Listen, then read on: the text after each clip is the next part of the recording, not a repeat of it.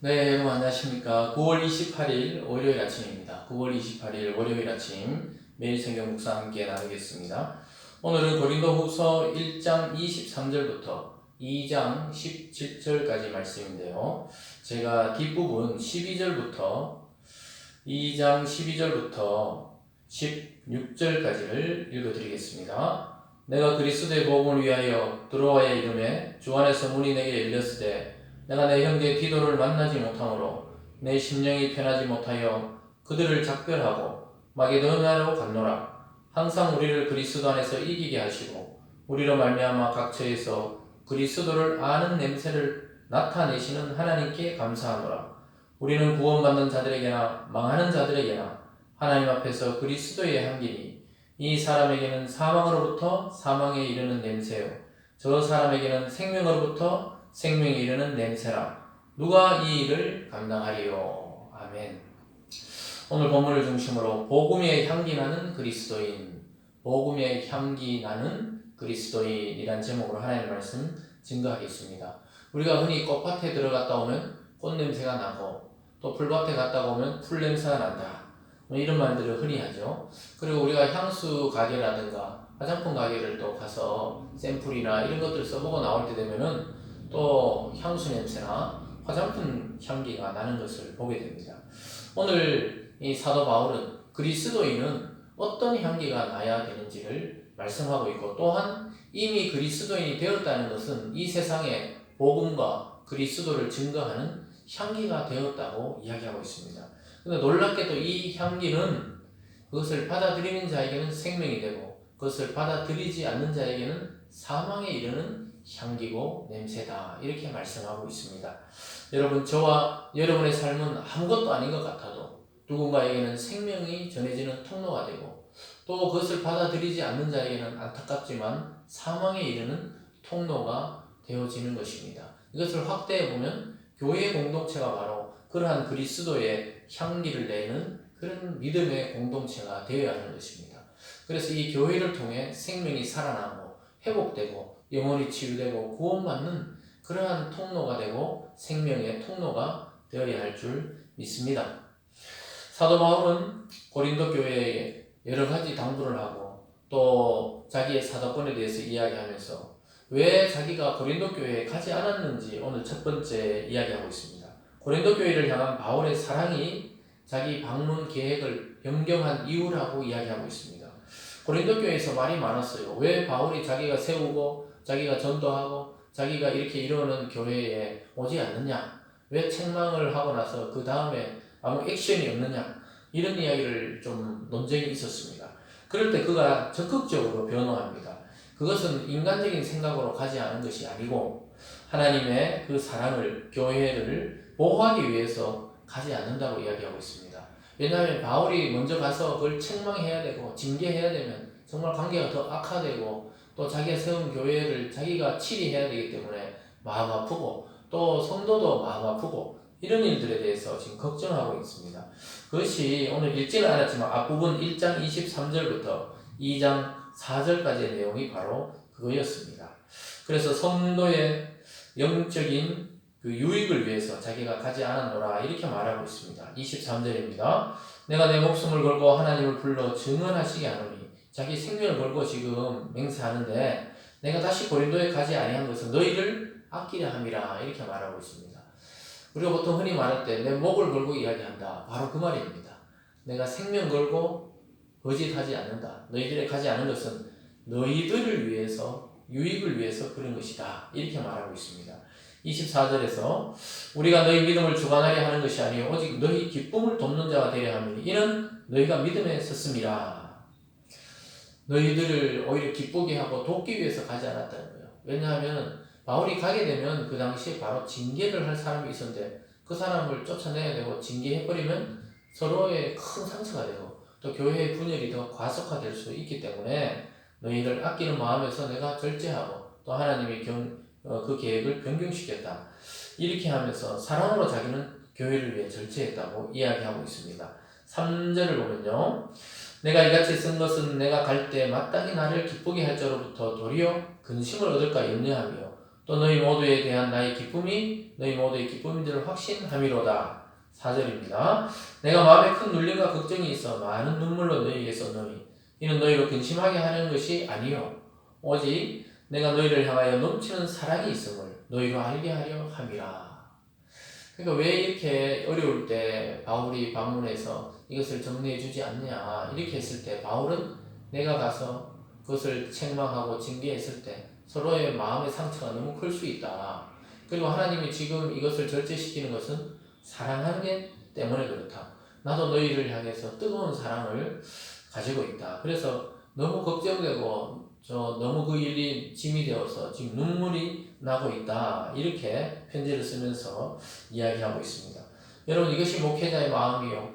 또 믿음의 성도들의 마음이 되어야 하는 것입니다. 교회를 향한 마음. 또 믿음의 성도들을 우리가 막 비난할 수 있고 징계할 수 있지만 그것보다 결국 같이 생명을 살려서 구원이 이르게 해야 되기 때문에 때로는 우리가 절제할 필요가 있는 것입니다. 그래서 우리가 어떨 때는 너무 지나친 관심은 간섭이 될 수도 있다는 사실을 보여주고 있습니다. 그래서 때로는 목회자나 교회 지도자들이 알면서도 절제하고 또 때로는 눈물을 흘리면서 기도하면서도 모른 척하기도 하고 이런 일들이 있는 것입니다.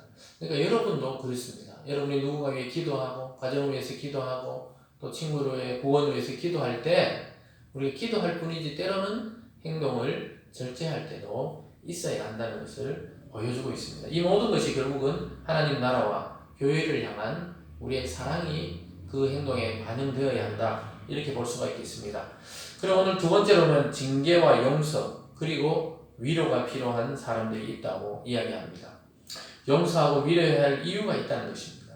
결국은 우리가 사탄에게 지지 않고 하나님 나라로 함께 가야 되기 때문에 그렇다고 이야기합니다. 6절입니다. 이러한 사람은 많은 사람에게 벌받는 것이 마땅하다. 그러니까 이 앞에 읽지는 않았지만 징계받아야 할 사람은 징계받아야 한다. 그 죄를 용서할 수는 없다. 그러나 7절에 보면 그런즉 너희는 차라리 그를 용서하고 위로할 것이니 그가 너무 많은 근심에 잠길까 두려워하노라. 그러니까 우리가 징계받고 또 어느 시점이 지나면 해벌이라 그러죠. 그 벌을 용서하고 공동체로 받아들여야 된다고 고린도 교회에 이야기하고 있습니다. 그가 어떤 죄를 졌는지 여기 나오진 않지만 아마 교회를 분열시키고 또는 우상 숭배에 빠지고 음행에 빠지고 아주 용서할 수 없는 죄였던 것 같습니다. 그러나 징계가 끝난 다음에는 용서하고 위로까지 해야 된다고 이야기해요. 왜냐? 그를 잃어버리면 안 되기 때문입니다. 8절입니다. 그러므로 너희를 권하노니 사랑을 그들에게 나타내라. 사랑하는 여러분, 이 때로는 공동체 또는 여러분 개인에게 마음 아프게 하는 사람이 있을 수 있습니다. 그러나 그가 진정으로 뉘우치고 회개하고 또 용서를 바란다면 우리 마음 깊은 곳에서부터 용서해주고 또 그를 구원하려고 하면 위로하고 받아들여야 되는 것입니다. 우리가 창세기 살펴볼 때 요셉이 형들을 완전히 용서하고 그들을 받아들일 뿐만 아니라 그를 복양하고 살피고 또 먹을 것을 줘서 그 모든 형들의 가족을 구원했듯이 그게 진정한 위로가 되었던 것입니다. 그래서 사도 바울도 똑같은 원리로 위로하라, 사랑을 나타내라 이렇게 말씀하고 있습니다. 10절에도 이렇게 말합니다. 너희가 무슨 일이든지 누구를 용서하면 나도 그리하고 내가 만일 용서한 일이 있으면 용서한 그것은 너희를 위하여 그리스도 앞에 한 것이니 이는 우리로 사탄에 속지 않게 하려 함이라. 사탄이 늘 노린다 이 말입니다. 교회가 분열되도록 믿음의 성도들이 나가 떨어지도록 그럴 때 우리가 그가 죄 지은 것만 보고 그 뒤에서 유혹한 사탄을 끊지 못하게 했을 때 결국은 온 교회를 사탄이 삼키게 되고 성도의 영혼을 빼앗아가게 된다고 이야기하고 있습니다. 사랑하는 여러분, 우리는 죄에 대해서 강하게 때로는 질책할 때도 필요합니다. 징계도 필요합니다. 자녀를 훈육할 때 강한 징계가 필요한 죄들도 있습니다. 그러나 결국은 자녀로 잘 성장하도록 위로하듯이 우리도 믿음의 공동체와 또 여러분이 주변에 속한 어떤 공동체 또 가족에서 또는 이웃과 사회에서도 우리가 어떤 잘못에 대해서 그 잘못 자체는 지적하되 그 사람이 완전히 낙심하고 떨어져 나갈 정도로 관계가 끊어질 정도로 그렇게 관계가 멀어져서는 안 되겠습니다. 왜냐하면 오늘 마지막으로 복음을 전해지는 곳에 그리스도의 향기가 나타나고 우리가 가는 곳에 복음의 냄새가 나야 되기 때문에 그렇다고 이야기하고 있습니다. 궁극적으로는 생명을 살리고 구원하는데 우리 성도와 교회의 목적이 있기 때문에 그들을 위로하고 용서하는 데까지 나가야 하는 것입니다. 그리고 먼저 14절과 15절에 이렇게 말합니다. 항상 우리를 그리스도 안에서 이기게 하시고 우리로 말미암아 각처에서 그리스도를 아는 냄새를 나타내게 계신 하나님께 감사하노라. 우리는 구원받은 자에게나 망하는 자들에게나 하나님 앞에서 그리스도의 향기니. 하나님 앞에서 이 세상에 살아가는 모든 성도는 그리스도의 향기가 나도록 되어 있습니다. 우리가 아직 부족하고 때로는 죄악에 빠지고 때로는 남을 미워하고 세상 욕심에 빠져 있을 때도 있지만 궁극적으로 구원받은 성도들은 하나님의 자녀의 표관하고 아버지를 닮듯이 자녀가 아버지를 닮듯이 성도는 그리스도를 닮아서 그에 따른 삶을 살아가게 된다고 이야기합니다. 그래서 우리는 잘 모르는데 주위에서 너 교회 다니니? 너 예수님 믿느냐? 이렇게 말하는 경우들이 있다는 것입니다. 아주 놀랍게도 여러분 안에 그리스도와 복음의 향기가 나고 있다는 사실을 기억하시기 바랍니다. 그래서 이 여러분을 전한 말을 수용하는 자에게는 생명이고 여러분을 수용하지 않는 자에게는 사망입니다. 16절입니다. 이 사람에게는 사망으로부터 사망에 이르는 냄새요 저 사람에게는 생명으로부터 생명에 이르게 하는 냄새라. 누가 이 일을 감당하리요? 우리는 수많은 사람처럼 하나님의 말씀을 혼잡하게 하지 아니하고 곧 순전함으로 하나님께 받은 것 같이 하나님 앞에서와 그리스도 안에서 말하노라. 바울이 마지막 당부를 하죠. 순전하게 복음을 전하는데 이 복음을 듣고 이 향기, 이 냄새를 맡고 받아들이는 자는 생명에 이르게 되고 이것을 거부하는 자는 사망에 이른다. 이렇게 말합니다. 수용과 불수용에 대한 이야기입니다. 여러분에게서 나는 그 복음의 향기를 듣고 구원받을 자가 있다는 사실을 기억하시기 바랍니다. 복음의 향기가 나는 그리스도인으로 살아가는 저와 여러분의 삶이 되기를 간절히 소망하고 또 주님의 이름으로 축복드립니다. 기도하겠습니다. 사랑의 하나님 아버지 감사합니다. 바울의 이 오늘 권면처럼 우리가 때로는 용서하지 못할 것 같지만 그리스도의 사랑 안에 우리도 용서받았듯이 누군가를 용서하고 위로하며 그도 구원에 이르게 우리가 복음의 향기를 전하는 저희들의 삶이 될 수 있도록 역사하여 주시옵소서. 또한 우리의 일거수일투족과 삶의 한 부분 한 부분이 모두 그리스도를 드러내고 복음을 드러내는 참된 그런 삶이 되어질 수 있도록 성령 하나님 우리를 이끌어 주시옵소서.